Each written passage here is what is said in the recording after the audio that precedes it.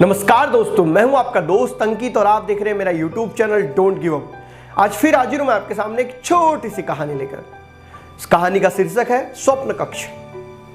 एक लड़का जो बहुत ही ईमानदार और मेहनती था।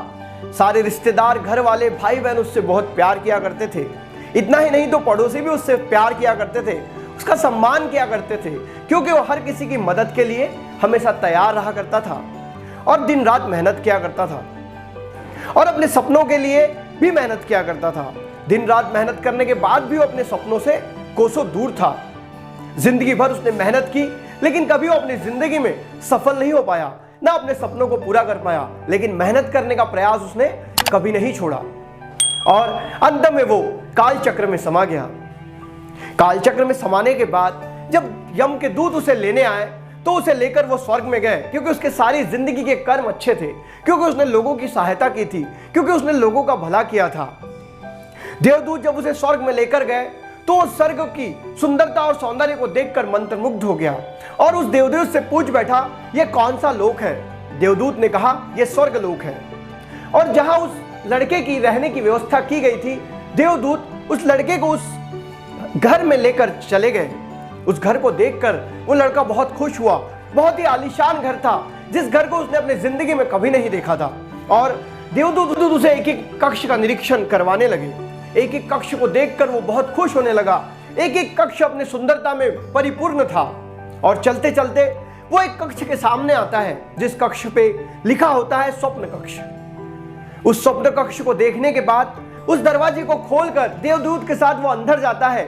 तो अंदर जाने के बाद जो देखता है वो देखकर दंग रह जाता है, क्योंकि वहां सारी वस्तुएं छोटे छोटे वस्तु स्वरूप में रखी होती हैं। और ये वही वस्तुएं होती हैं जिनकी कामना वो अपने जीवन में करता है, जिनको पाने के लिए वो मेहनत करता है, लेकिन कभी सफल नहीं हो पाता, उन चीजों को कभी पा नहीं पाता।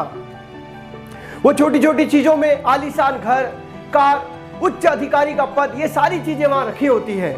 ये सब देखकर उसकी जिज्ञासा जागने लगती है और वो उस देवदूत से पूछ बैठता है कि ये सारी चीजें यहां क्यों रखी हुई हैं। वो देवदूत उससे कहते हैं कि मानव अपनी जिंदगी में बहुत सारे सपनों की कामना करता है। हर व्यक्ति बड़े बड़े सपने देखता है, लेकिन उन सपनों को पूरा करने के लिए दृढ़ इच्छा शक्ति और मेहनत के अभाव के कारण उन सपनों को वो पूरा नहीं कर पाता। जैसे ही कोई व्यक्ति कोई सपना देखता है, परमेश्वर और यह ब्रह्मांड उस वस्तु को, उस सपने को पूरा करने के लिए काम में लग जाते हैं। लेकिन जब वो व्यक्ति मेहनत करता है और मेहनत करने के बाद उसे वो चीज नहीं मिलती, तो उस काम को छोड़ देता है, जिसके कारण उसका वो स्वप्न पूरा नहीं हो पाता और वो दूसरे सपने के लिए काम करने लगता है। इसी प्रकार से तुमने भी जो जो सपने देखे, वो सपने देने के लिए परमेश्वर और ब्रह्मांड ने सारे काम को पूरा कर लिया था। तुम थोड़ी और मेहनत करते तो तुम्हें वो सपना पूरा होकर मिलता, लेकिन तुमने अधूरा छोड़ दिया। इसीलिए तुमने किए गए कर्मों के द्वारा ये वस्तु स्वरूप जो छोटे छोटे सपने हैं यहाँ पर रखे हुए हैं, जिसको तुम और मेहनत करके पूरा कर सकते थे। लेकिन अब मृत्यु के बाद वो लड़का उन चीजों को पूरा नहीं कर सकता था। उसे अपने कर्मों का खेद था। दोस्तों, हमारी जिंदगी में भी हमें कोई काम करने के पहले दृढ़ निश्चय करना चाहिए कि चाहे कितनी भी मुश्किलें आए, चाहे कितनी भी असफलता मिले, मैं इस काम को पूरा करके ही रहूंगा और तब तक नहीं रुकूंगा जब तक मेरी मंजिल मुझे नहीं मिल जाती। तो ही तुम अपनी जिंदगी में किसी काम को बेहतरीन तरीके से कर पाओगे। दोस्तों, अगर किसी काम के प्रति समर्पण है और उस काम से प्यार है और उस काम के प्रति जिंदगी भर मेहनत करने को तैयार है, तो वो सपना आपसे दूर नहीं रह सकता। लेकिन आपको उस सपने को तब तक फॉलो करना है जब तक आप उसे अचीव ना कर लें। जैसे स्वामी विवेकानंद ने कहा है कि एक सपने को चुनो, उठो और तब तक मत रुको जब तक तुम उस सपने को पा ना लो।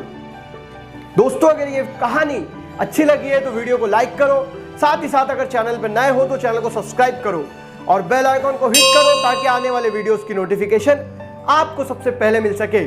और अपने दोस्तों से भी शेयर करो, ताकि उनकी जिंदगी में भी छोटी छोटी कहानियों से, छोटी छोटी सीख से बड़े बड़े बदलाव आए। जय हिंद।